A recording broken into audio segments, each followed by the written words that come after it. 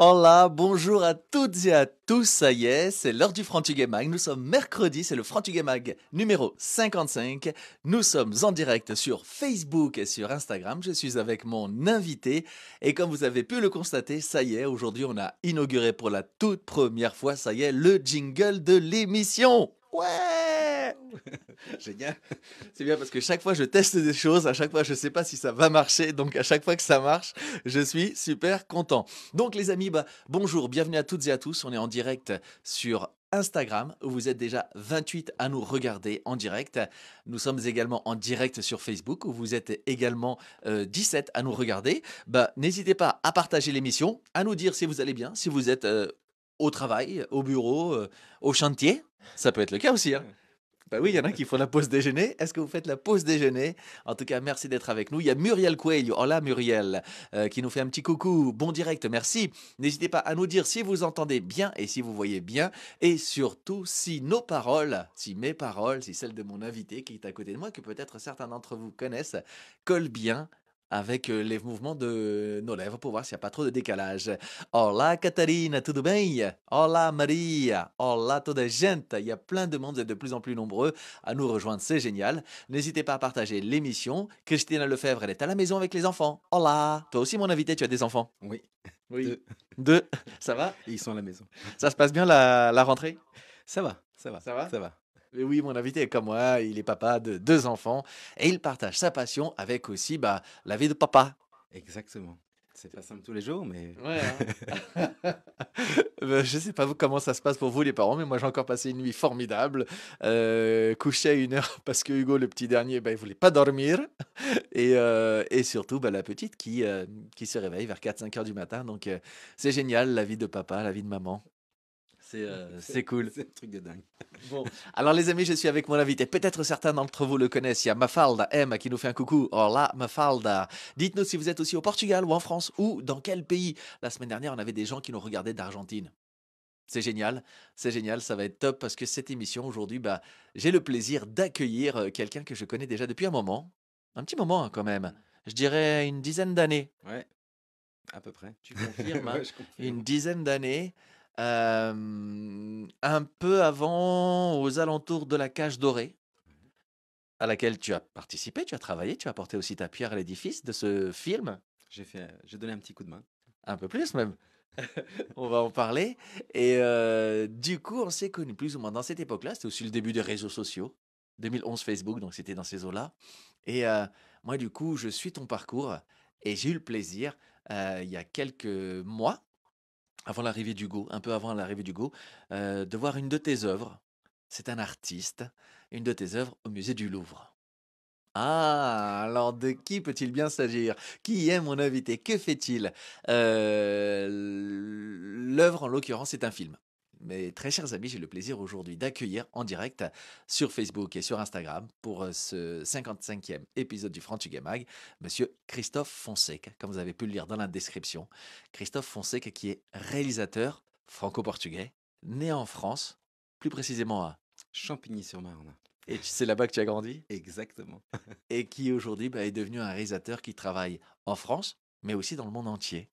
Et j'ai eu le plaisir de voir un film documentaire retraçant la vie d'un artiste chinois, Franco-chinois. Ouais. franco-chinois, projeté au Louvre. Et le film était juste merveilleux, c'était il y a quelques mois. On va parler de ça parce que du coup, tu es un réalisateur qui s'est spécialisé ces derniers temps sur un travail à la fois documentaire avec sur d'autres artistes, Amadeo de Souza.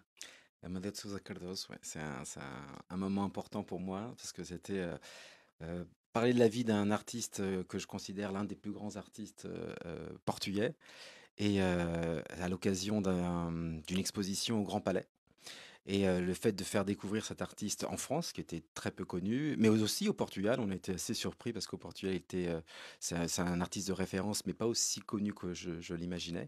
Et ensuite, dans plein d'autres pays du monde entier. Et c'est aussi un peu mon travail de diffuser la culture portugaise, notamment des artistes à travers le monde. Et notamment sur le prochain projet dont on va parler. Ah ouais. Du coup, moi, celui-là, je l'ai toujours pas vu sur Amadeo de Souza. Moi, j'avais découvert que tu avais fait ce film lorsque j'ai été voir l'exposition sur la peinture moderne portugaise qui était à la maison Caillebotte Oui, l'année dernière. c'est ça. Et où il y avait une exposition, c'est la première fois où toutes ces œuvres d'artistes différents d'origine portugaise, fin de siècle dernier, début du siècle, étaient retrouvées réunies dans un endroit. Et l'exposition était juste incroyable. Et au travers de l'exposition était aussi couplée une présentation de tables rondes, de films, dont le tien, sur Amadeo de Souza. Du coup, toi, tu es né en France, tu es d'origine portugaise, falas português também. Je ne suis pas que d'origine, je suis portugais, j'ai la double nationalité. Voilà, ça va être une de mes questions. Tu as la double nationalité, toi aussi. Oui, Ouais. c'est Et important pour moi. du coup, c'est important pour toi, et du coup, bah, ça se retrouve aussi aujourd'hui dans ton travail. Cette double culture, cette passion de transmettre et de présenter la culture portugaise, mais sous plein de facettes différentes. Parce que, par exemple, parler de peintre portugais, peinture moderne, Amadeu de Souza, bah, je crois que moi, après avoir fait des recherches, bah, tu es un des rares à avoir fait un film sur cet artiste, qui est un des artistes majeurs de la peinture. Oui, c'est un artiste en plus particulier parce que c'est un artiste qui a eu un succès assez incroyable Mmh. pendant qu'il était en vie au Il est début du mort siècle. jeune. Il est mort jeune malheureusement, mais voilà, il avait une carrière à Paris, il était reconnu, il a fait Incroyable. beaucoup de grandes expositions. Et malheureusement, il va mourir jeune. Alors, juste pour le resituer, c'est quand même un contemporain de Modigliani, avec qui ils ont travaillé ensemble, ils se sont copiés les uns aux autres. Enfin, c'est une période où tout le monde se regarde, donc c'est normal qu'il y a, il y a, il y ait cette communication entre les œuvres. Et il connaît Picasso. Voilà, c'est vraiment quelqu'un, vraiment une référence. Et en plus, c'est un Portugais qui, à l'époque, Et il le considérait à leur égal. Il y avait une relation où vraiment c'était, il faisait partie de ce groupe de peintres qui étaient parmi les meilleurs. Et exactement. comme tu l'as dit tout à l'heure, je rebondis rapidement, mais moi-même, j'en avais entendu parler, mais avant l'exposition de l'année dernière à la Maison Caillebotte, j'avoue que je connaissais très mal. Bah, c'est un artiste quand même qui a été sélectionné à son époque pour participer à la plus grande exposition des États-Unis d'art moderne à l'Armory Show. Et donc il est présenté au même titre que Picasso, que Gauguin, enfin des grandes références de l'époque. Et d'ailleurs c'est un des rares qui fait carton plein parce qu'il vend pratiquement toutes ses œuvres. Donc vraiment quelqu'un avec un succès incroyable, avec un plan de carrière qui est déjà tout destiné. On imagine bien qu'il va faire une carrière de fou. Incroyable, Ah oui. ouais. Et malheureusement, il va mourir prématurément. Ses œuvres vont progressivement disparaître et on va l'oublier. Mm. Et le but du film, c'était aussi de le redécouvrir.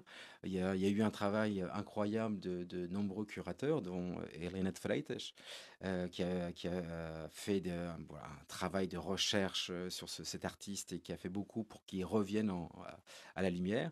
Et progressivement, cet artiste est redécouvert. Et il y a une grande exposition qui lui est dédiée au Grand Palais. Donc c'était aussi un pari C'est parce assez que incroyable ça. un artiste peu connu, redécouvert, qui occupe le Grand Palais, c'est... Parce que ces derniers temps, on parle beaucoup de Joana Vasconcelos, qui est une artiste incroyable, qui a un succès fou dans le monde entier. Mais bah, on redécouvre, notamment grâce à ton travail, et l'exposition et tout ce qu'il y a eu au travers de ces derniers temps sur lui, que bah, déjà il y avait eu un artiste peintre portugais qui avait déjà une grande renommée. Et souvent, bah voilà, on se dit souvent Portugal ou la culture, voilà, on tourne beaucoup de choses vers le fado et on oublie tout le reste. Et moi, du coup, quand j'ai vu le film que tu as fait en plus sur l'artiste chinois, je me suis dit, bon, bah voilà, faut que j'appelle Christophe, ce que j'ai fait, faut que je lui parle de mon émission, le Frantuguet Mag, et que bah, on vienne parler de ça, de cette passion pour l'image que tu as depuis tout petit. tout petit. Voilà. Ah ouais, ça a été progressif. J'ai eu la chance, mes parents et surtout ma mère, bon, j'étais un petit peu un enfant hyperactif, donc je pense qu'il fallait m'occuper. Et donc elle m'a inscrit un peu à tout ce qui pouvait être possible, donc conservatoire de musique, les beaux-arts, et progressivement s'est dessinée cette envie de faire des films et surtout de raconter des histoires. Et bah voilà, moi c'est ça que je voulais. Je voulais que tu viennes au Frantugué Mag pour nous raconter cette fois-ci un peu ton histoire, même si je sais que du coup tu me dis ah mais moi je préfère raconter celle des autres. Et justement moi j'ai trouvé que tu racontes très très bien celle des autres, mais je voulais mettre en lumière ton travail. Oui, je sais, on est le 18 octobre et non le 18 novembre. Oui, j'ai dû mettre un 1 à la place du 0. Bon, pardon. Hola Virginie Auguste Vieira. Bonjour de Dax. J'ai vu, vous êtes de plus en plus nombreux. Vous êtes maintenant une quarantaine à nous suivre en direct sur Facebook. Bah, merci d'être de plus en plus nombreux. N'hésitez pas à partager l'émission. Aujourd'hui, on va parler images. On va parler réalisation. On va parler film. On va parler documentaire. On va parler Champigny-sur-Marne. Aussi. Champigny-sur-Marne, la capitale du Portugal après Lisbonne, c'est ça? Non, mais voilà, symboliquement, vu qu'il y a eu un grand bidonville et que c'est le plus grand de France à l'époque, et majoritairement occupé par des Portugais, Champigny est devenu un symbole. Oui. Parce que, au-delà de ceux qui ont aussi vécu à Champigny, mais il y a aussi des gens qui n'y habitaient pas, mais qui y venaient le dimanche. C'était un point de rencontre.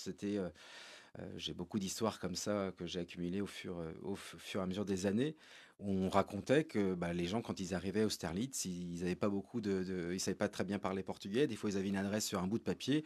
Et souvent, les taxis se posaient pas la question. Ils voyaient portugais, Champigny-sur-Marne. Et alors qu'ils devaient aller, pour Ah, je connais certains. pas ça, cette histoire.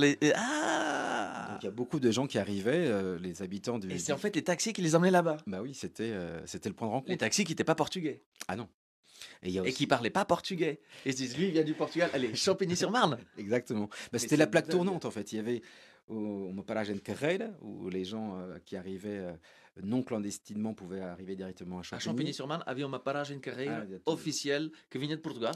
Et encore aujourd'hui, il y a des gens, il y a un point de rencontre où il y a tout un tas d'autocars qui partent et qui viennent du Dites-le nous sur Portugal. les commentaires si vous faites encore le voyage en autocar. Et si vous avez déjà pris l'arrêt à Champigny, il est où?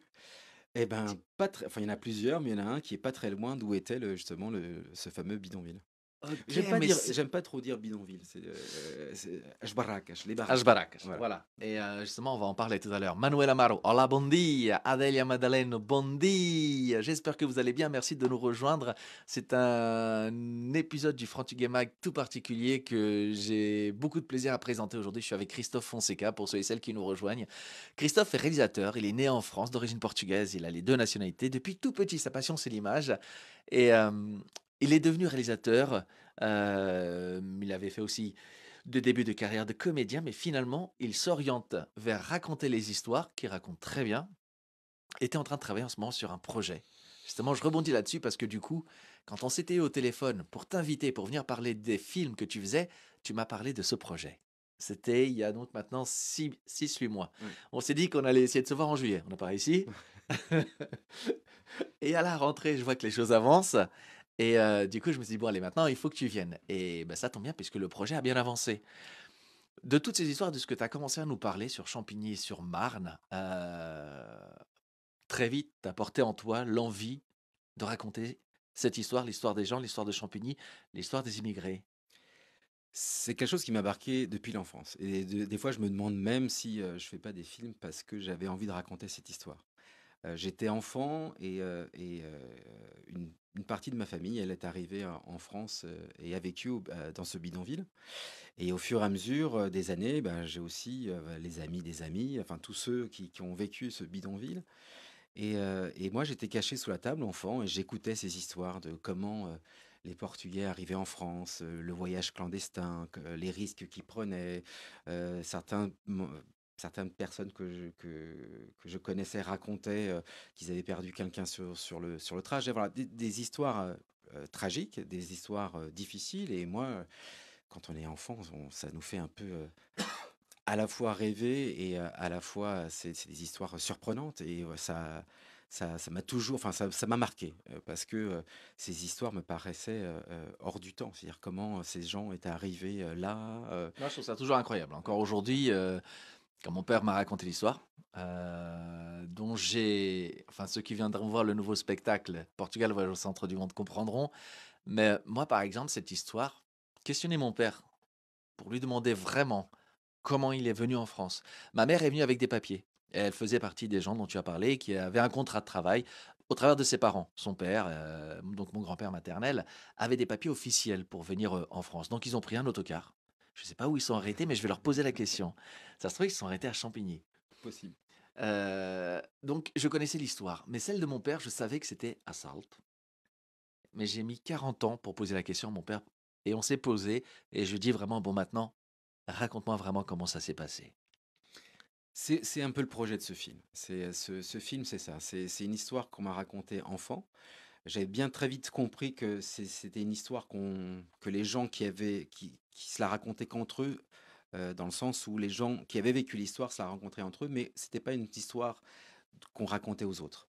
Et donc j'avais conscience que j'avais un privilège, c'est d'écouter ces récits, parce que petit, je l'écoutais sous la table, mais ensuite je suis sorti sous la table à un moment donné. Et ça m'a toujours fasciné.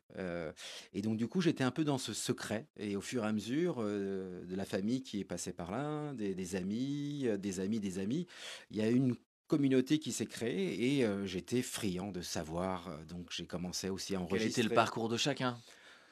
En fait, pourquoi ça m'a marqué? Parce que c'était un peu mes héros d'enfance. Et d'un seul Mmh. coup, je dis: «Mais ils sont incroyables, ils ont passé des frontières, on leur a tiré dessus, ils sont arrivés dans des conditions effroyables». Enfin voilà, c'était mes héros et j'ai un amour, inconditionnel pour cette génération et ils m'ont toujours impressionné et j'ai toujours eu envie de raconter cette histoire, un jour ou l'autre. Mais c'est vrai, comme tu le racontais, ça a pris du temps. C'est pour ça que le film aussi s'appelle «Au-delà du silence». Alors moi, j'avais eu une position privilégiée. Tout le monde savait que je connaissais l'histoire, donc ils me la racontaient sans problème. Mais je voyais bien qu'ils avaient du mal à le raconter, à des amis qui ne connaissaient pas du tout cette histoire, à leurs voisins et des fois, souvent même à leurs propres enfants. Et il a fallu du temps. Moi, j'ai attendu, j'ai été patient. Il a fallu attendre qu'ils aient envie de raconter cette histoire pour plein de raisons. Ils sont restés dans le Moi, je silence. pense qu'il y a eu aussi, il fallait un temps de enfin, si on fait le parcours, on va revenir sur ce que tu dis, mais je reprécise, tu as participé au tout premier film sur l'immigration portugaise, en 2003. Oui, enfin, je sais pas si c'était le tout premier, Un mais en des tout tout cas, mais premiers, c'était un premier. Enfin, tout ce qui en tout touchait, cas film cinéma. voilà, tout ce qui touchait de près ou de loin à la communauté portugaise, On j'essayais de. met à part La Valise en carton, qui était un Oui, film à voilà, part. voilà, Mais il y a j'étais. eu en 2003 ce tout premier film et quand tu regardes bien par rapport à la présence des Portugais, bah, voilà, ça veut dire que je pense que ces histoires qui commencent à venir maintenant, qui étaient venues au travers de ce film, qui étaient venues aussi au travers de La Cage Dorée, qui a raconté une part de ce film, Et avec le film Menina, avec, maintenant ce film que tu fais, mais sans oublier tous les documentaires de José Vieira oui, et bien d'autres mais ils qui sont ont. apparus aussi dans ces années fin 90, Ouais, début 2000. c'est ça. Il y a eu besoin, je pense, il y a plein de gens qui mettent des commentaires, qui nous racontent. Mon papa est venu en France, à Monte. La traversée d'Espagne, j'ai vu passer pour Muriel, était difficile car il y avait les carabines espagnols qui tiraient. Exactement. En fait, il y a eu besoin de garder ces histoires à un moment, de les digérer aussi. Et en fait, moi, je pense qu'à vraiment, à partir des années 2000, est venu le moment de raconter, de s'ouvrir. Et maintenant, je pense qu'il y a, voilà, une, deux, trois générations en France. Il est temps aussi peut-être c'est le moment il est venu de raconter ces histoires pour qu'elles ne s'oublient pas. Et donc maintenant de les mettre sur pellicule, sur documentaire, encore plus et peut-être en allant au plus profond du sujet. Oui, parce que au-delà d'attendre qu'on soit prêt pour en parler, il y a aussi le fait que bah, malheureusement, moi j'ai beaucoup de témoins que j'ai déjà tournés et qui sont partis. Et Mmh. donc il y a aussi ce sentiment d'urgence où se dire bah, ces voix, ces gens qui ont vécu cette histoire, moi ce qui était important pour moi, c'est que ce soit les gens qui l'aient vécu qui la racontent. Leur donner la parole, les mettre en lumière, parce que c'est souvent des gens de l'ombre. Oui. Et Et comme tu le dis, bah voilà, c'est des gens qui commencent à partir autour de nous. Et c'est maintenant ou jamais. ouais. Il y a Adeline qui nous raconte, elle est arrivée à pied, clandestinement, du haut de ses 8 ans, en 71. Et c'est quelque chose qu'elle n'oubliera jamais. Et ouais, je pense que toutes ces histoires ne doivent pas s'oublier. Et qu'en effet, on est à la charnière entre bah voilà, les personnes de la première génération qui ont vécu tout cela, parents, qui sont Ouais. venus donc avec 20, 30, 40 ans parfois, et qui pour certains bah, nous quittent ou vont nous quitter. Et nous, deuxième et troisième génération, bah, c'est peut-être notre devoir maintenant de faire en sorte que leurs histoires soient conservées et ne tombent pas dans l'oubli. Exactement. C'est vraiment, ce qui me motive tous les jours, parce que c'est pas simple de faire ce genre de film, mais c'est ce qui me motive, tous les jours. C'est vraiment de qu'on n'oublie pas cette histoire, Et que bah, d'ailleurs un des projets du film, c'est aussi je tourne beaucoup d'interviews et de On va en témoignages, même parler. bien plus que ce dont on a besoin pour un film. Mais l'idée, c'est aussi de garder tous ces archives pour que bah, les générations futures puissent les consulter et Tu m'as parlé entendre. d'un site internet euh, qui est en projet de construction sur lequel bah, tout ce qui ne sera pas dans le film pourra être conservé et disponibilisé pour le public, Au-delà, ouais, pour les générations futures c'est aussi. ça, sur le site et aussi dans les archives nationales. Mais l'idée de ce site, qui s'appellera au-delà du silence.com. L'idée C'est ce de. que dit Vaina, ça va faire un support pour nos enfants, pour ne pas oublier. Je rebondis, je te coupe, parce que moi, la problématique se pose avec mes neveux. J'ai 5 neveux. Quand moi, je leur en parle par petites brides, je vais pas les saouler avec ça. Voilà. Mais en même temps, ils se revendiquent portugais, ils le crient haut et fort, ils font partie des couples mixtes, voilà, au travers de mon frère et ma sœur. Mais voilà, moi, je pense que ce sera intéressant que même s'ils le savent pas aujourd'hui, à un moment ou à un autre, ils aient la possibilité d'aller chercher leur Exactement. histoire. C'est le plus important. C'est que même quand les grands-parents ou les parents ne seront plus là pour leur raconter directement, eh ben, ils soient gravés dans ces archives et que bah, ces enfants, peut-être que c'est pas le moment pour eux ils n'ont pas envie peut-être à ce moment-là d'écouter ces histoires, mais un jour ou l'autre, quand ça viendra, bah, ils pourront les consulter. Je rebondis sur le fait que j'en avais parlé la semaine dernière à l'émission, mais il y a 15 jours, il y a un couple mixte qui est venu me voir le spectacle avec ses 2 ados, un de 18-19 ans et l'autre de 15-16 ans que j'avais un peu taquiné pendant le spectacle. Portugal, voyage au centre du monde, venez et surtout mettez-vous au premier rang, vous allez passer une bonne soirée. Et à la fin, c'est le papa qui était portugais, à la fin, je leur ai un peu parlé en portugais pour voir et le garçon m'a dit: «Non, on parle pas portugais, c'est la faute à monsieur». Et je pense que voilà, il y a eu clairement, j'en ai parlé après avec ces 2 ados, il y avait un manque. Et je pense que ces histoires qui racontent de où on vient, pour que les gens, pas pour s'apitoyer, mais pour savoir comment s'est fait le trajet. Moi, je suis pas pour l'apitoiement, c'est pas pour ça, c'est pas pour non, c'est pour juste être conscient de comment ça s'est fait. Peut-être aussi pour avoir de la tolérance vis-à-vis de ceux qui aujourd'hui ou demain auront à faire le même trajet que nos parents, pour les mêmes nécessités. Ne jamais oublier ça aussi. Moi, je trouve que ça fait partie de ce travail-là aussi. Bah, c'est surtout des histoires inspirantes, comme je disais, moi, c'est mes héros d'enfance. C'est des gens qui me fascinaient et je me disais, mais comment ces gens ont réussi à faire ça? Et donc du coup, ils m'ont accompagné et après, il y a aussi l'époque des préjugés, et ma façon, toujours ma façon de lutter contre des préjugés, c'est le savoir. C'est pour ça que je raconte ces Mm. histoires. Tant qu'on raconte, tant qu'il y a du savoir, et ben, c'est pour moi, la meilleure arme pour lutter contre ces préjugés. Mais en tout cas, cette génération pour laquelle j'ai cette fascination m'a toujours inspiré, et même pour moi, c'est-à-dire enfant, fils d'immigrés, à Champigny, rêver de faire du cinéma, bah, c'est difficile. En plus, j'étais un enfant timide, j'aime Bah, pas c'est ça mettre en aussi, nous on lumière. fait partie de la première génération, on a à peu près le même âge, on a Oui, 18-20 ans, et, et on fait partie aujourd'hui pour les enfants qui ont 15, 16, 18, 20 ans d'origine portugaise, bah, pour aller se lancer dans des milieux artistiques, c'est beaucoup plus facile, je pense que bah, il y a 20-30 ans. oui. On était plus orienté sur les chantiers que Mais ouais, sur le c'est cinéma. ça aussi. Et je pense que ce genre de film permet aussi de ne pas oublier ça. Et bah, surtout, c'est inspirant. Moi, ils m'ont accompagné tout le long de ma carrière. À chaque fois que on me fermait une porte, bah, j'avais tendance à dire, bon, bah oui, effectivement, c'est pas fait pour moi. Et à chaque fois, je me souvenais mais attends, mes parents, ma famille, tous ces immigrés, ils ont passé des frontières, ils ont manqué de se faire tuer à moult reprises. Ils ont vécu dans des conditions terribles pour sortir de leurs conditions, pour être libre. Et ben, moi, je peux pas abandonner Ouais. à la Ça donne moindre. de la force, du courage et de la volonté. Exactement. C'est Et du inspirant. coup, bah voilà, il y a aujourd'hui des comédies qui se mettent en place, comme La Cage Dorée, des films plus tragiques comme Menina, dont on a reçu un des acteurs principaux dans l'émission ici. Je suis super content de l'avoir reçu. Arme Euh, vive. Alma Vive, voilà, Et bien voilà. d'autres, enfin, Et bien d'autres, voilà. Mais le moment est venu que peut-être sur cette communauté qui représente maintenant quand même 2-3 millions en France, c'est-à-dire c'est pas rien, entre tous les luso-descendants, ceux qui ont les deux nationalités, qui sont comptabilisés que dans une seule, bah, que peut-être le paysage aussi artistique et notamment cinématographique commence à représenter aussi un petit peu plus cette communauté qui, du coup, bah, quand on fait le compte, il y a peut-être moins de 10 films au final. Ce qui est rien. Oh, un peu plus quand même. Un peu plus, tu comptes les documentaires? Oui. Non, il y en a pas beaucoup. Moi, je ferai le compte, parce que je suis en train de préparer une liste de tous les films sur la communauté portugaise et je vais préparer une émission spéciale là-dessus. Je t'en reparlerai plus tard, OK. mais voilà. Du coup, voilà, Mais ça c'est voilà, le projet qui est à l'heure actuelle. plus il y aura de films sur le sujet, mieux ça sera. Ne pas oublier. Ne pas oublier. C'est important. Donc, il y a le travail qui se fait sur le film, le travail qui se fait sur le site internet qui servira aussi de banque d'images. Alors le site internet sert surtout à 2 choses. La première, c'est moi je suis encore en tournage. Donc d'ailleurs, c'est la première fois que je crois que je fais des interviews pendant le tournage. C'est le moment le plus Tu me disais tout à difficile l'heure, c'est la première fois, ouais, j'ai jamais fait autant d'interviews, le film il est encore en cours.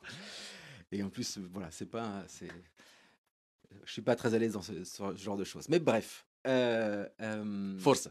ce site internet servira à 2 choses. La première, c'est recueillir des témoignages.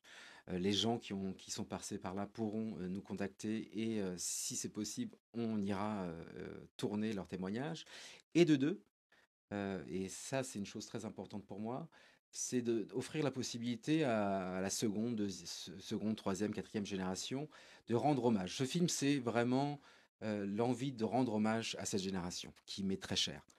Heu Voilà.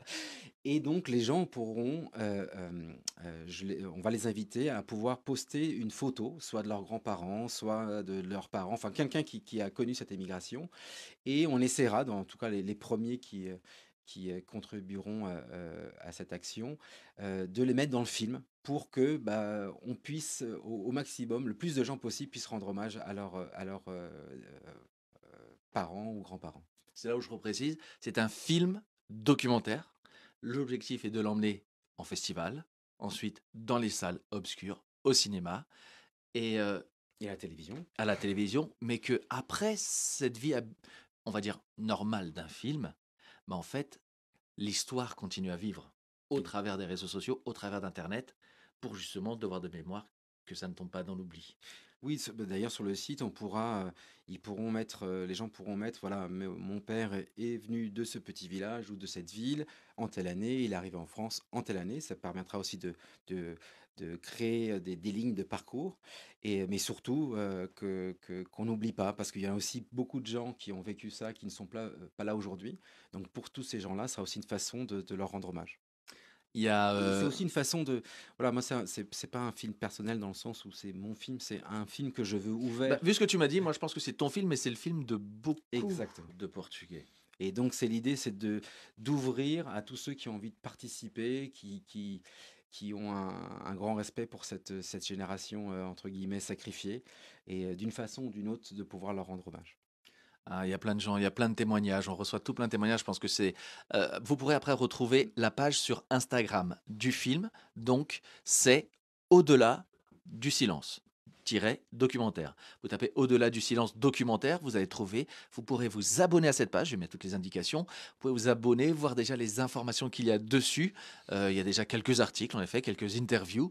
Le projet est en cours de tournage encore. Le film, l'objectif est qu'il soit sorti dans les salles premier semestre 2024 parce qu'en plus, au travers de tout ça, ça va être une année importante, 2024. On va célébrer les 50 ans de la révolution des œillets. La révolution des œillets à partir de laquelle bah, tous ces gens qui étaient venus à Salto ont pu retourner librement, sans cette fameuse peur, sans cette fameuse inquiétude d'être arrêtés à la frontière. Quand par exemple, si je reprends vite l'exemple, Luis Rego, qui avait subi ça et s'était fait arrêter à la frontière en retournant au Portugal, bah du coup, tous ces gens ont pu repartir en vacances, voir leur famille librement. Et bah ça va être une belle année pour sortir ce film, moi je pense. Ou bah, enfin, je sais pas s'il va sortir à ce moment-là ou s'il va juste présenter au public en avant-première. Moi je Tout est serai en train de se présent, dire. moi. Moi je vais être là, Mais, moi. mais, mais l'idée, en tout cas, oui, c'est symbolique. C'est effectivement, cette date est importante. Et c'est vrai, quand on pense Révolution des œillets, on pense bah, Portugal, Portugal. Mais la France a eu ia falar em português. Podes falar em português, porque também temos pessoal, temos uma professora, estive a ver no Instagram, está a ouvir o programa e está em Lisboa, então podemos também falar um bocadinho em português. Podes, à vontade. Mas pronto, a França também tem um papel importante nessa passagem, porque à ce moment-là, il y a aussi beaucoup, bah, effectivement, sur les 1 million de Portugais qui quittent le Portugal, plus de 700 000 arrivent en France. Et il y a tous ceux qui fuient la misère, qui fuient la dictature. Il y a aussi plein de réfugiés politiques. Aussi. Il ne faut pas les oublier. Marius Soares, il était professeur à Nantes, Et je crois. Mario Soares et plein d'autres étaient à Paris. Et donc, bah, d'ailleurs, il y a des archives formidables sur ce passage où Mario Soares découvre qu'il y a la Révolution et qui part avec une équipe de tournage française qui l'accompagne jusqu'au Portugal. Et donc, voilà, il y a aussi ce point de vue. Je lisais en même temps Ouais. les commentaires. C'est vrai que c'est des. Alors moi justement, quand je vois tout plein de commentaires, est-ce que si les gens qui ont toutes ces histoires à raconter peuvent te contacter au travers du site internet pour te les raconter déjà, peut-être t'envoyer une photo des choses? Eh ben, dès que le site sera prêt, il y aura des formulaires de contact où chacun pourra dire, voilà, moi je veux rendre hommage à mon père ou à ma mère ou à mon grand-père, et voilà une photo, ou bah, moi j'ai vécu ça, j'ai envie de témoigner, tout sera possible. Du coup, j'en profite aussi pour, faire un petit rappel. Ça me rappelle aussi un petit peu ce monument qui est à Champigny, avec les briques, où les gens ont pu acheter une brique. Je sais pas si vous l'avez vu ce monument, le nom exact du monument, je sais plus, mais, c'est en l'hommage au maire de la ville, enfin, et à la communauté portugaise. Il a été construit avec, des briques et des mains et les briques, elles ont été, entre guillemets «payées», dédicacées par la communauté portugaise. Ça représente des milliers de personnes. Je trouve que c'était déjà un premier pas vers ne pas oublier. Bah, ça a été déterminant aussi pour le film, parce que au moment où ce monument est lancé, à travers une association, les Amis du Plateau, avec Qu'on embrasse. on les embrasse tous avec à sa tête Valdemar Francisco. Ça a Olá, été, Valdemar. ça a été un détonateur parce que effectivement, à ce moment-là, les gens étaient encore dans le silence, avaient du mal à parler. Et le fait d'avoir fait toutes ces actions, des incroyables actions, je ne vais pas toutes les énumérer, mais Beaucoup. ce qu'ils ont fait, c'est incroyable. Bah, ça a donné un coup de pouce, a donné envie justement aux gens de sortir du silence et de raconter cette histoire. Pour la petite histoire, l'histoire de ce monument est juste un peu incroyable. Je crois que c'est une première dans l'histoire de France. C'est une communauté qui a tout fait. Oui. Ce monument, c'est pas normalement un monument, c'est une institution qui va financer en remerciant pour remercier ou pour rendre hommage. Là, c'est les Portugais qui sont retroussés les manches comme d'habitude et ils ont dit, bah, on va le faire. Oui. Ils l'ont construit, ils l'ont financé et ils ont tout fait. Et voilà, c'est un peu à leur image. On va pas attendre que les choses arrivent, on le fait, on construit tout ça. Et ce monument, enfin, je ne serais pas le mieux placé pour en parler, ce sera surtout Les amis du les- plateau viendront nous en parler, bien un de ces sûr. 4. Bientôt, je pense. Mais voilà, c'est un hommage au maire de l'époque qui, pour certains, les a pas mal aidés. C'est aussi un remerciement à la France. Enfin, c'est un, c'est un, c'est un merci à beaucoup de choses. Et Voilà. c'est aussi une façon, un devoir de mémoire de ne pas oublier ce qui s'est passé sur cet endroit qui aujourd'hui est un magnifique parc où les enfants jouent.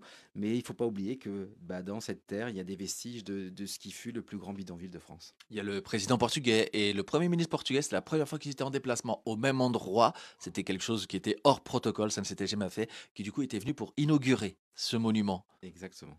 C'était une très belle après-midi. J'avais le plaisir d'y participer. J'avais fait partie des artistes invités à célébrer ce moment. Et je trouve que voilà, on est dans cette continuité.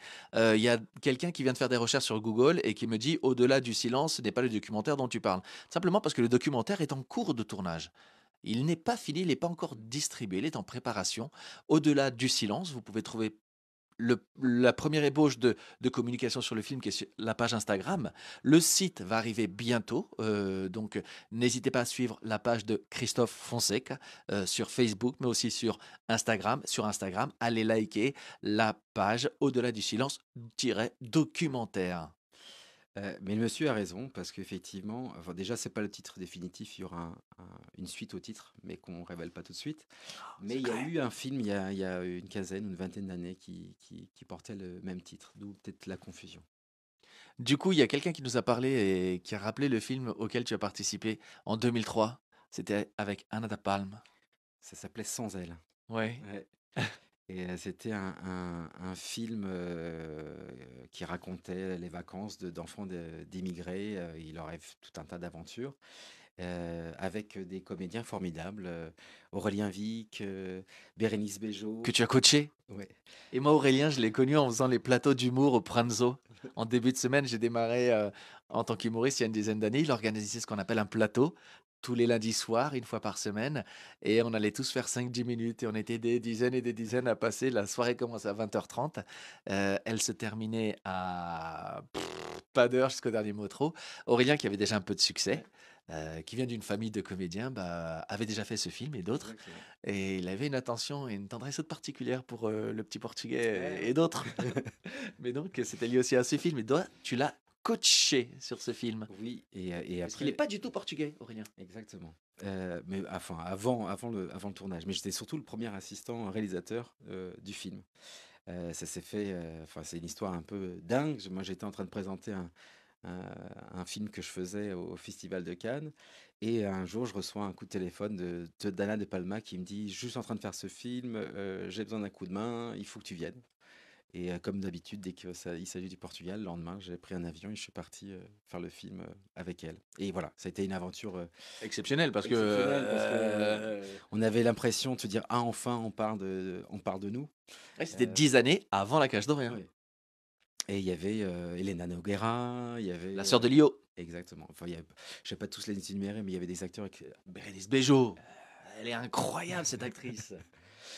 et voilà. Et en plus, c'était moi aussi ma première expérience professionnelle au Portugal parce que toute l'équipe est partie au Portugal et ça a été C'était tourné où? Dans quelle région au Portugal? enfin un peu partout, mais c'est tout autour de Lisbonne principalement. Toi, tu es de quelle région originaire à Lisbonne, au Portugal? D'où vient ta famille? Quelles sont tes racines? Alors moi, je suis de la région centre, Centro. Leiria e Orem. Leiria. Tenho alguns primos em Leiria. Et du coup, est-ce que tu continues à y aller? Bien sûr, Ouais. tous Ça les ans. reste important? Ouais, ça reste important. Parce que bah, déjà depuis l'enfance, moi, c'était bah, les vacances d'été, c'était au Portugal. Sempre? Sempre. Tous les mois d'août? Tous les mois d'août, même Tu avant. pouvais pas discuter? Avant, en fait, j'avais la chance, c'est que moi, je partais au mois de juillet, mes parents m'envoyaient chez mes grands-parents. Et donc, c'était. Moi, tu dis ça, ça fait mes parents m'envoyaient. Allez, roue! Et donc, c'était un peu la liberté. C'était, je quittais Champigny, la banlieue parisienne, et j'arrivais dans un petit village où j'avais toutes les libertés du monde, où on allait.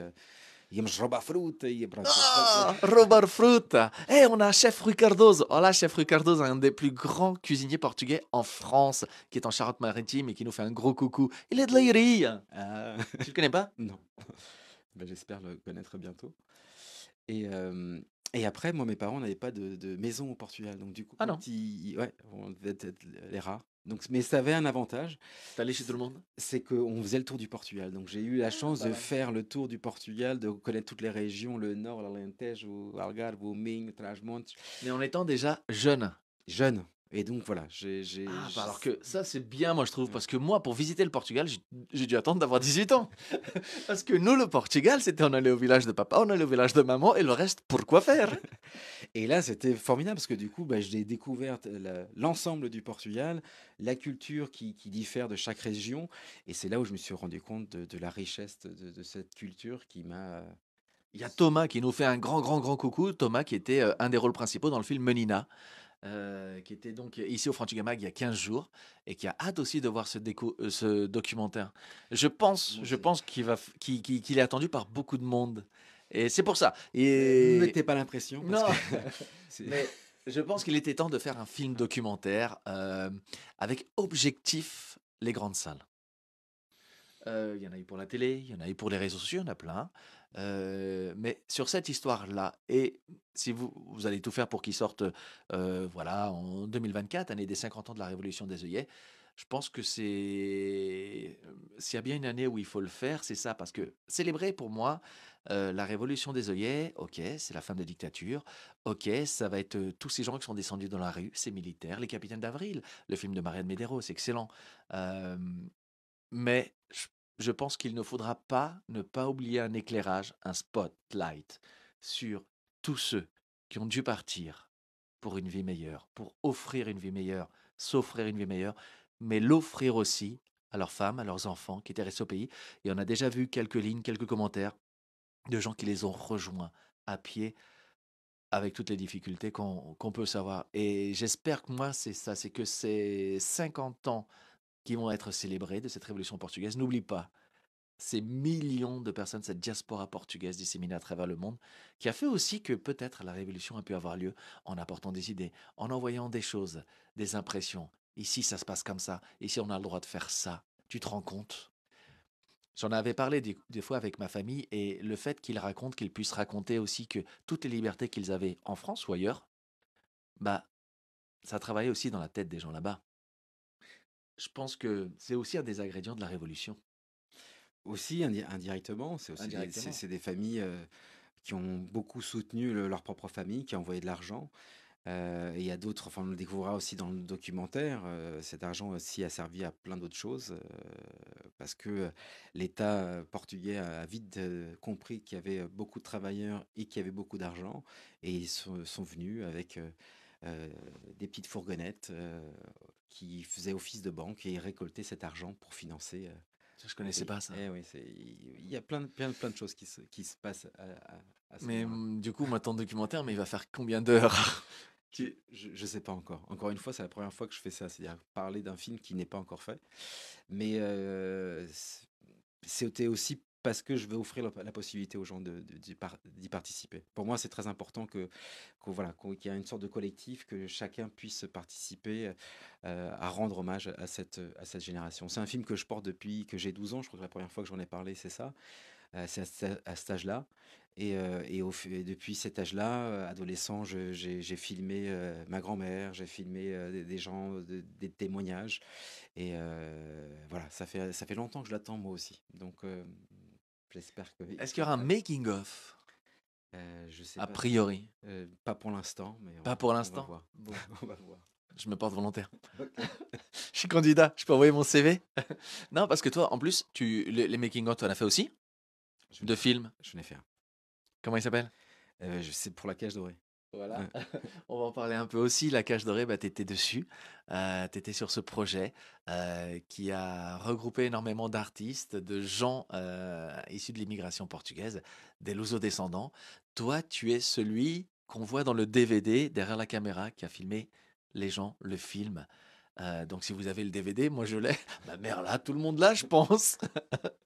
Bah, le making-of que vous voyez à la fin, c'est la réalisation de Christophe. Comment ça s'est passé, cette rencontre avec Ruben et la réalisation du making-of du film? En fait, Ruben, je le connais depuis très longtemps, bien avant que ce film soit un projet. On avait 18 ans. Les gens qui bossaient dans le cinéma à l'époque, on n'était pas peu nombreux, donc on D'origine repérait. portugaise, Ouais, non? dès qu'on en repérait un, On devenait copains. on devenait copains. Me lâche pas, me laisse pas tout seul. Et voilà, on s'est suivis. À l'époque, il était surtout comédien. Et quand il m'a parlé du film, bah, forcément, on en a parlé, le scénario, les choses comme ça. Et il dit, il faut que je trouve un moyen que je sois sur le film, que j'accompagne cette aventure. Et voilà, il y a eu cette idée de faire une sorte de making-of façon documentaire. Mhm. C'est ce Qui qui était est. simple. Alors, je sais pas si vous l'avez vu, parce que si vous savez pas, ça m'arrive aussi, hein. Des fois, je regarde un film et je regarde pas forcément le documentaire. Là, je l'ai vu, parce que bon, bah, j'étais obligé de le voir. Si vous l'avez pas vu, regardez-le parce qu'il est à la fois drôle, très émouvant. Oui, bah, J'avais les yeux qui brillaient parce que, enfin, regardez-le. ouais. En fait, Ruben avait choisi en gros, que chaque rôle ou même la figuration soit représentatif mmh, et la nationalité du personnage. Et donc, beaucoup de figurants, c'était des Portugais. Mhm. Et donc, j'en ai profité finalement. Enfin, j'ai interrogé bien sûr les comédiens principaux, mais je me suis intéressé beaucoup à tous ces figurants qui m'ont raconté leur histoire, comment ils étaient arrivés en France. Et donc, voilà, c'était assez touchant. Et voilà, c'est un petit film dans le film. Bah, regardez-le parce que vous verrez, et il est super touchant. Donc, bah, bravo parce que même faire un bon making-of, bah, ça C'est la demande première du fois que talent. c'était la première fois que je faisais ça, mais c'était important pour moi d'accompagner ce film. Et ça a été vraiment une aventure, Une belle une aventure. très belle aventure. Tous les jours. On embrasse Ruben. Donc voilà, moi je suis super content de t'avoir reçu parce que depuis le temps qu'on essayait vraiment de se caler, mais c'était pas encore le moment. Et là c'est le moment parce que bah voilà, il y a ce projet qui est en cours qui s'appelle donc Au-delà du silence. À l'heure actuelle, vous pouvez le retrouver sur Instagram. Au-delà du silence, documentaire. On n'est qu'au début de cette aventure, même si toi tu le portes depuis longtemps. Et il va y avoir encore beaucoup de tournages. À partir d'ici une semaine, 15 jours, 3 semaines, il va y avoir le site internet qui va être ouvert, sur lequel vous pourrez aller participer, publier une photo, publier une histoire sur une ou des personnes qui vous ont touché, qui sont liées à cette immigration dans les années 60, 70, hein, ça va être ça la majorité, ou même avant. J'ai vu quelqu'un tout à l'heure qui disait son grand-père était venu dans les années 29-30. Faut pas oublier aussi qu'il y a déjà des milliers Ah de oui, personnes bah, portugaises qui sont c'est venues le cas de ma avant. famille. Donc, Bon, bah ouais. voilà, donc n'hésitez pas. Ça, c'est pour dans une semaine, 15 jours, 3 semaines max. Toutes les infos seront annoncées sur la page Instagram, sur le compte de Christophe Fonseca. S'il n'est pas encore identifié là, c'est parce que j'ai pas réussi à le faire, mais je vais le faire tout à l'heure après l'émission. Ouais, c'est parce que je suis pas trop sur les réseaux sociaux. Mais je suis en train de le motiver pour qu'il vienne plus souvent sur les réseaux sociaux parce que les gens ont envie de savoir, c'est un moyen, c'est un outil dont on ne peut plus se passer. Il faut les utiliser à bon escient. À bon escient. Et vous retrouvez comme ça toutes les infos, vous serez au courant de tout. Vous pourrez du coup apporter, on parlait tout à l'heure du monument avec les briques, Oui, apporter votre brique, sans vouloir faire des jeux de mots par rapport à nos origines, mais apporter votre brique, votre pierre à l'édifice, parce que je pense que c'est tout à fait le type de projet qui va grandir avec vous, avec nous. exactement. Et Et c'est pour ça, c'est un projet qui est fait pour, je pense, il dépasse juste le cadre d'un réalisateur qui veut faire un projet, un film. C'est un projet pour la communauté. exactement. C'est vraiment l'envie que j'ai sur ce film, c'est que eh ben, ce soit aussi l'occasion pour certains que leur père ou leur mère ou leur grand-père leur racontent leur histoire. Parce que effectivement, comme je disais tout à l'heure, il y a beaucoup de gens qui osent pas encore raconter. Donc c'est une façon de dire, d'aller au-delà du silence. C'est une communauté qu'on a toujours appelée la communauté silencieuse. Et maintenant, il est temps aussi de parler, d'être fier de ce qui s'est passé, de la transformer en quelque chose de positif. Parce qu'il y a beaucoup de positifs là-dedans. C'est des gens Beaucoup. qui, effectivement, qui ont vécu des choses pas faciles, qui ont su dépasser ça. Et finalement, cette histoire a plutôt une fin heureuse. C'est des gens qui ont réussi à trouver la liberté, à se hisser dans la vie, à construire leur maison, à offrir un avenir différent à leurs enfants.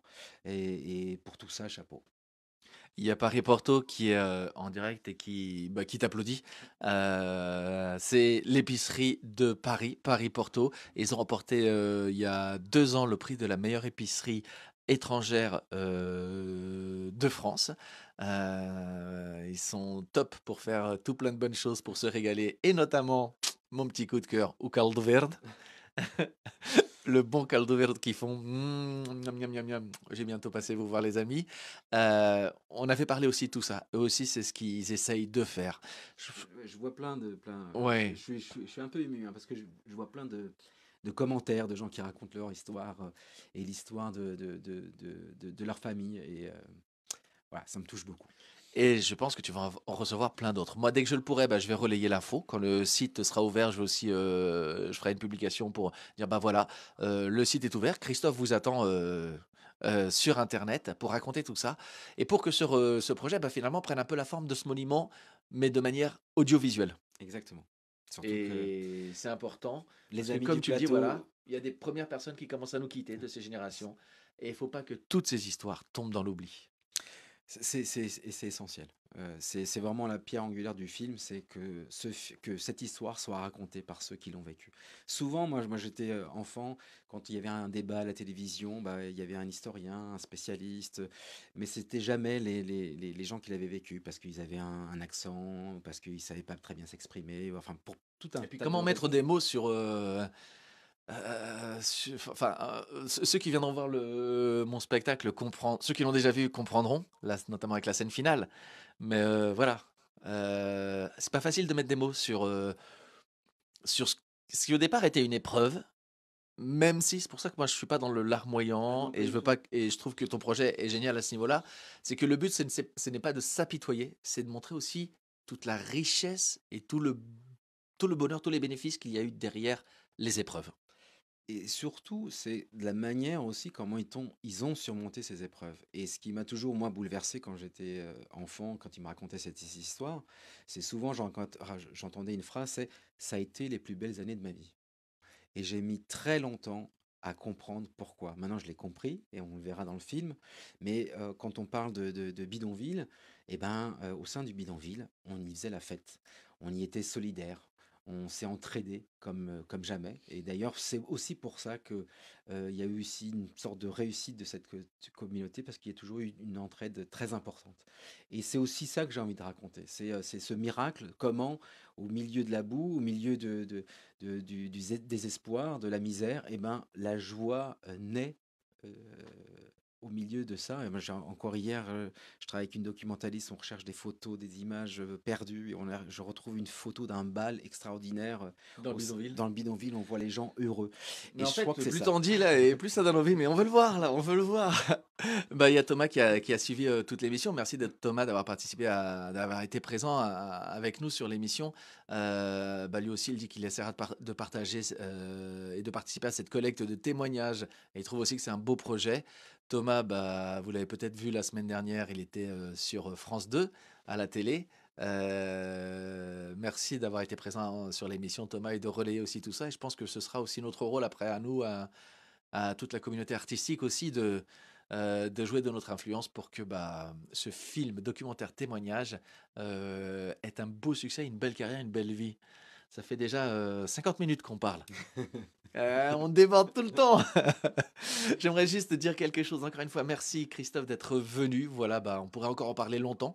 C'est pas impossible que du coup, bah, je te propose de revenir quand le film, Tu seras prêt? quand il y aura une avant-première.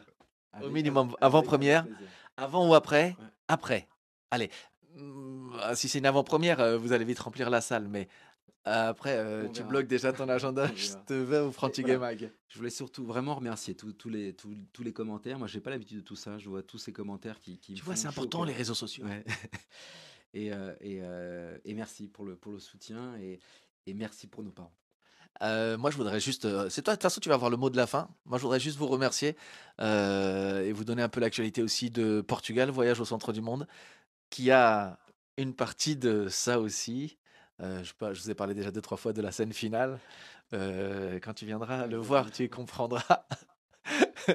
Euh, merci.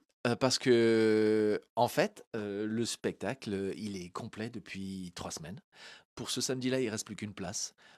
Après, je pars en tournée, c'est complet. Le samedi 11, il reste plus qu'une place, 11 novembre. Il reste plus que quelques places pour le samedi d'après, jusqu'à fin décembre. Il reste que quelques places pour chaque date. C'est juste un démarrage de spectacle, alors que ce spectacle, il est en création, ce qu'on appelle encore en création. Toi, tu es en tournage. Nous, Ouais. les premières fois où on joue au théâtre, tu sais ce que c'est aussi. Tu as travaillé avec beaucoup de comédiens de théâtre sur des spectacles aussi. Euh, les premières semaines, c'est la mise en place du spectacle. Un spectacle, il est créé avant la première représentation, mais après, il se crée sur scène et il prend forme définitive avec le public, surtout quand c'est un seul en scène, avec une partie humoristique. On est complet, on refuse du monde, c'est juste incroyable. Obrigado, merci à tous. On a dépassé 200 spectateurs en 5 semaines. C'est-à-dire la salle, elle fait 50 places et en fait, c'est complet, complet, complet. Merci. Je sais pas quoi dire parce que le spectacle a commencé il y a 5 semaines, il faisait 60 minutes et aujourd'hui, il fait 1h40. Heureusement que je suis à 21h et qu'il n'y a personne derrière moi parce qu'on fait la fête. Du coup, le théâtre achète du sous-moll pour le bar associatif et des superbocs et des sagresses. Et vous êtes de plus en plus nombreux à venir et à rester. Et ça, c'est juste incroyable de voir 30-40 personnes rester après pour échanger autour d'un verre. Enfin, la mouche portugaise, c'est comme ça que je recueille aussi toutes ces histoires de gens. Le spectacle a donc ses premières dates de tournée. Pierre-Lay, il y a Toulouse. Toulouse, il reste plus que quelques places. On va rajouter certainement 2 dates supplémentaires. 2 séances supplémentaires. Une, c'est sûr. Et puis, si ça continue comme ça, une de plus. Donc, de tout mon cœur, merci. Merci, merci, parce que, curieusement, c'était peut-être aussi, moi, spectacle que je porte en moi depuis très longtemps. J'en profite pour dire un grand merci à Barbara. Elle se reconnaîtra, Barbara Béa Correction. Et c'était peut-être le moment de le sortir, ce spectacle, ainsi que le film qui va arriver avec. Les vidéos, vous les voyez déjà depuis mai-juin. Portugal, et puis après le titre que j'essaye de faire en un seul mot. Tu parlais de fête, celle de cette semaine, ça va s'appeler La Fête. Du hasard. Mais c'est comme ça, j'ai fini de l'écrire hier soir et je l'ai envoyé à Barbara. Et voilà, je commence le tournage demain et elle est publiée normalement vendredi. Donc voilà, il y a des choses, c'est peut-être l'année, les moments où les choses doivent se faire. Et quand doivent se faire, les choses se font. Je suis très heureux de t'avoir eu sur scène parce que ce film, pour la petite histoire, tu m'en avais parlé donc il y a quelques mois. Mais on en avait déjà parlé lors de lors du colloque organisé par Bondi il y a 4 ans, à table. Ce film, ce film a Voilà. une histoire. Voilà, tu m'en avais déjà parlé dit quelques mots et je voyais bien que ce projet, tu le portais en toi et à un moment, fallait qu'il sorte. Voilà, il est en train de prendre vie, en train de prendre forme. Je te félicite pour tout ce courage et je t'envoie toute l'énergie dont tu as besoin parce que je sais ce que ça représente. Il y a déjà plein d'artistes, plein de gens qui vont s'associer à moi sans aucun problème. Rendez-vous sur la page Instagram, sur le compte Au-delà du silence documentaire.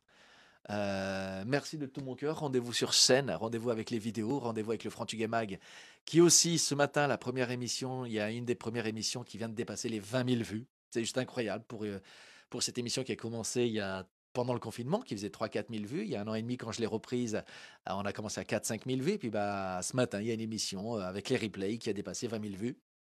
Merci à vous. Muito obrigado. Voilà, vous me comblez de bonheur, vous me donnez énormément de force et d'énergie avec vos commentaires, vos partages. Aujourd'hui, j'étais très heureux de recevoir quelqu'un qui est en train de faire un projet magnifique, un projet sur lequel j'adore à 10 000%, que je soutiendrai avec le peu de moyens que j'ai, mais de toutes mes forces. Et comme c'est la tradition, maintenant, bah, je vais laisser la parole pour terminer cette émission à Christophe. Et puis bah, moi, je vous dis d'ores et déjà rendez-vous vendredi en vidéo, samedi au théâtre pour faire la fête. Merci à toi, José. Merci à vous pour tous les commentaires. Moi, c'est une première pour moi. Je découvre un peu ce monde. Ça me touche beaucoup. Et la dernière chose que je voudrais dire, c'est vraiment ça. C'est ce film, j'ai vraiment envie de le partager avec tous ceux qui sont fiers de cette génération qui s'est sacrifiée pour nous. Et c'est pas pour une fois qu'on parle d'un film alors qu'il n'est pas encore fait, enfin fini en tout cas, et ben on en profite parce que c'est ça. L'idée, c'est de pouvoir associer tous les gens qui ont envie de participer d'une façon ou d'une autre, d'aider, de rendre hommage à leur famille. C'est maintenant. Avant que le film soit fini, après là, ça sera trop tard. Et vraiment, j'arrête pas de lire. Vraiment, merci pour les commentaires. À très vite.